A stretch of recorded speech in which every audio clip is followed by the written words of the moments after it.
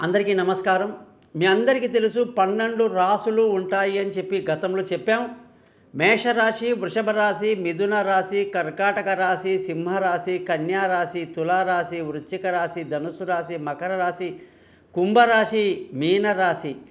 మొట్టమొదటి రాశి 0 నుంచి 30 డిగ్రీల వరకు మొదటి రాశి మేషరాశి, 31 నుంచి 60 వరకు వృషభ రాశి, 61 నుంచి 90 వరకు మిథున రాశి, 91 నుంచి 120 వరకు కర్కాటక రాశి, 121 నుంచి 150 వరకు సింహరాశి, 151 నుంచి 180 వరకు కన్యా రాశి, 181 నుంచి 210 వరకు తులారాశి, 211 నుంచి 240 వరకు వృశ్చిక రాశి, 241 నుంచి 270 డిగ్రీల వరకు ధనుసు రాశి, 271 నుంచి 300 వరకు మకర రాశి, 301 నుంచి 330 వరకు కుంభరాశి, 331 నుంచి 360 వరకు మీనరాశి అంటాం. ఈ రాశులు 30 డిగ్రీల చొప్పున 360 డిగ్రీల మధ్యలో భూమి ఉంటుందన్నమాట. ఈ ఏ గ్రహానికైనా భౌగోళికంగా కొలిచే విధానం ఇదే. కాబట్టి ప్రతి 30 డిగ్రీలని మనం లెక్కలోకి తీసుకుంటే ఒక్కొక్క జోడియాక్ లేదా రాశి అంటాం. అశ్విని 4 పాదాలు, భరణి 4 పాదాలు, కృతిక మొదటి పాదం అనేది సింహరాశిలో ఉంటుంది. కృతిక ఇవి 1, 2, 3 పాదాలు, రోహిణివి 4 పాదాలు, మృగశిరవి 2 పాదాలు వృషభ రాశిలో ఉంటాయి. మృగశిర 3, 4 పాదాలు, ఆరుద్ర 4 పాదాలు, పునర్వసు 1, 2, 3 పాదాలు జమిని అంటే మిథున రాశిలో ఉంటుంది.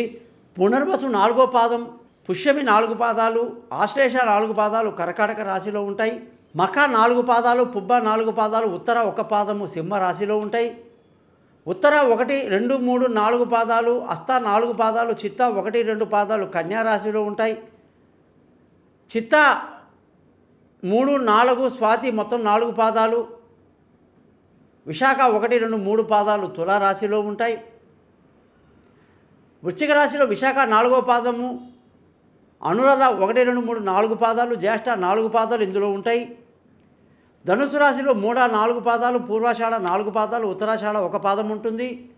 మకర రాశిలో ఉత్తరాషాఢ 3, 4, 2, 3, 4 అలాగే శ్రవణం 4, ధనిష్ట 1, 2 పాదాలు ఉంటాయి. కుంభరాశిలో ధనిష్ట 3, 4 పాదాలు, శతభిషం 4, పూర్వభాద్ర 1, 2, 3 పాదాలు ఉంటాయి. మీనరాశిలో పూర్వభాద్ర 1 పాదము, ఉత్తరాభాద్ర 4 పాదాలు, రేవతి 4 పాదాలతో ఈ 12 రాశులు కంప్లీట్ అవుతాయి. ఇప్పుడు మీరు గమనించాల్సింది ఏంటంటే సింహరాశి ఈ మొత్తం 12 రాశులకు ఆధిపత్యం వహిస్తుందన్నమాట, హెడ్ అన్నమాట. దీనిని రాజు అని అంటారు. కర్కాటక రాశిని రాణి అని పిలుస్తారు. ఇదొక అద్భుతం. ఇందులో తత్వాలు కానీ చూసుకుంటే 12 రాశుల్లో మేషరాశి అంటే అగ్నితత్వం. అంటే మేషరాశిలో జన్మించిన వాళ్ళకి కోపం ఎక్కువ ఉంటుంది. అలాగే అగ్నితత్వ రాశి అన్నమాట ఇది. ఒక మేషం తర్వాత వృషభ రాశి అనేది భూతత్వ రాశి అంటారు దీన్ని. మిస్టర్ కూల్ అన్నమాట. అన్నిటినీ వాళ్ళు యాక్సెప్ట్ చేస్తూ కూల్గా యాక్సెప్ట్ చేసుకుని సక్సెస్కి ముందు ప్లాన్ చేసుకుంటారు. మిథున రాశి అంటే వాయుతత్వ రాశి అంటారు. అంటే వాయుతత్వం అంటే కొంచెం ఆవేశంతో ఊగిపోయే గుణాలు ఉంటాయి వీళ్ళకి అప్పుడప్పుడు. కర్కాటక రాశిని జలతత్వ రాశి అంటారు. అంటే జలతత్వం అంటే ఈ రాశిలో పుట్టే వాళ్ళకి ఎప్పుడు బాగా జలుబు ఎక్కువ ఉంటుందండోయ్. ఇలాగా మొట్టమొదటి 4ని మనం ఎలా అయితే చెప్పామో 2వ 4, 3వ 4 కూడా సేమ్ రిపీట్ అవుతాయి. అంటే సింహరాశి అగ్నిరాశి, కన్యారాశి భూతత్వ రాశి, తులారాశి వాయుతత్వ రాశి, వృశ్చిక రాశి జలతత్వ రాశి, ధనుసు అగ్నితత్వ రాశి, మకరం భూతత్వ రాశి, కుంభం వాయుతత్వ రాశి, మీనం జలతత్వ రాశి. అంటే 4 తత్వాలు మనం అంటాం పంచభూతాలు అని. పంచభూతాలు ఆకాశం కానీ లెక్కలోకి తీసుకోలేదు ఇక్కడ. అగ్ని, వాయువు, భూమి, జలము 4 తీసుకున్నారు. ఈ 4 తత్వాలతో ఈ రాశులు ఉంటాయి. దీన్ని బట్టి మనము మిత్రరాశులు ఎవరో ఎంతో అద్భుతంగా చెప్పొచ్చు తెలుసా మీకు అది? మేషరాశి, సింహరాశి, ధనుసు రాశి వాళ్ళు మంచి ఫ్రెండ్స్ అన్నమాట వీళ్ళు. వీళ్ళు ఎంత మంచి ఫ్రెండ్స్ అంటే వీళ్ళు ముగ్గురు గుణాలు చాలా బాగుంటాయి, ఒకే అగ్నితత్వం కాబట్టి.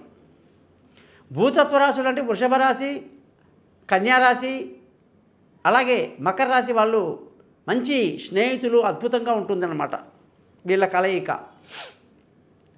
మిథున రాశి వాళ్ళకి, తులారాశి వాళ్ళకి, కుంభరాశి వాళ్ళకి వాయుతత్వ రాశి కాబట్టి పోలికలు ఎక్కువ, గుణాలు లక్షణాలు కొన్ని ఎక్కువ ఉంటాయి. కర్కాటక రాశి, వృశ్చిక రాశి, మీనరాశి వాళ్ళు జలరాశి వాళ్ళు కాబట్టి వీళ్ళ తత్వాలు గుణాలు ఒకలాగా ఉంటాయన్నమాట. కాబట్టి ఈ యొక్క తత్వాన్ని బట్టి ఆ గ్రహాధిపతులు ఎక్కడెక్కడ సంచరిస్తున్నారు, వాళ్ళు కూడా కుజుడు వెళ్ళి మేషరాశిలో పుట్టిన వ్యక్తి కుజుడు వెళ్ళి సింహరాశిలో కూర్చుంటే ఇక వాడి ఫైర్ గురించి ఏం చెప్పాలి. ఆల్మోస్ట్ తిహార్ జైల్లో, రాజమండ్రి జైల్లో ఉంటారు వీళ్ళు. కోపం ఎక్కువ, ఆవేశంలో అరిచేయటం, కరిచేయటం, కొట్టేయటం, కంపేయటం అన్నీ చేస్తారు. సూర్యుడు కానీ ధనుసు రాశిలో ఉంటే కూడా ధనుస్సుకి సూర్యుడు నిప్పు కాబట్టి ఒక్కోసారి విచిత్రంగా ధనుసు రాశిలో సూర్యుడు, కుజుడు, గురువు కలిస్తే అసలు వాడు భూమి మీద ఉండడం చాలా కష్టం. విపరీతమైనటువంటి ఆవేశాలతో ఊగిపోతుంటారు వీళ్ళందరూ. కాబట్టి జలతత్వ రాశి కూడా అలాగే తీసుకుంటే మనం కానీ చంద్రుడు జలతత్వ రాశి అధిపతి కాబట్టి అతను కుజుడితో కలిసిన ఈ యొక్క వృశ్చిక రాశితో ఉన్న జలతత్వం జలుబు ఎక్కువ ఉంటుంది వీళ్ళకి, విపరీతమైన జలుబు ఎక్కువ. అలాగే వీటినన్నీ కూడా గమనిస్తూ మనం జాతకాలు చెప్పేటప్పుడు ప్రతి విషయాన్ని మనం లెక్కలోకి తీసుకోవాలి. కాబట్టి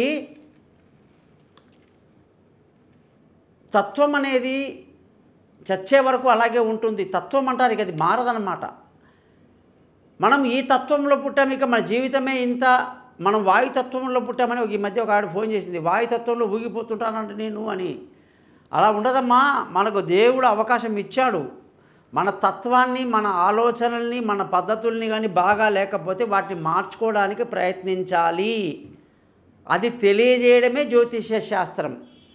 తెలియక ఎన్నో తప్పులు చేస్తాం, కానీ తెలిసి చెయ్యం కదా చాలా వరకు. కాబట్టి మీరందరూ కూడా ఈ యొక్క ఛానల్ని సబ్స్క్రైబ్ చేస్తారని, జాతకాల కోసం నన్ను సంప్రదిస్తారని ఆశిస్తూ మీ నుంచి సెలవు తీసుకుంటాను, మీ గోపాలయ్య గారు.